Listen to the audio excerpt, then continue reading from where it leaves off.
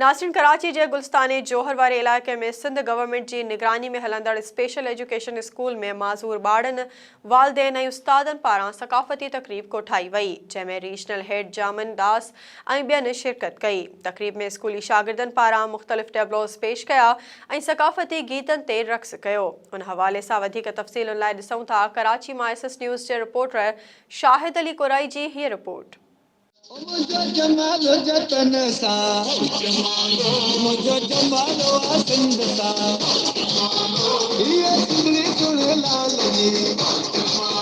कराची जे गुलस्तानी जोहर वारे इलाइक़े में सिंध गवर्नमेंट की निगरानी में हलंदड़ स्पेशल एजुकेशन स्कूल में हर साल जा इन साल भी सकाफ़ती तकरीब कोठाई वई। सकाफ़ती तकरीब में तालीम हासिल कंदड़ माज़ूर ॿारनि वालदेन ऐं उस्तादनि वॾे अंग में शिरकत कई।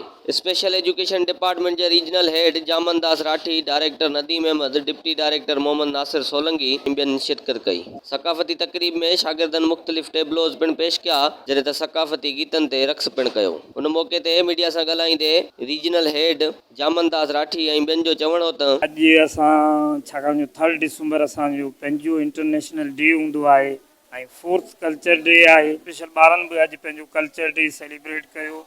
तमामु हिकिड़ो स्ट्रीट पावर सां कल्चर डे सेलिब्रेट कयो। हमने अपने स्पेशल स्कूल गुलिस्तान जौहर में जो है सिंधी कल्चर डे को सेलिब्रेट किया।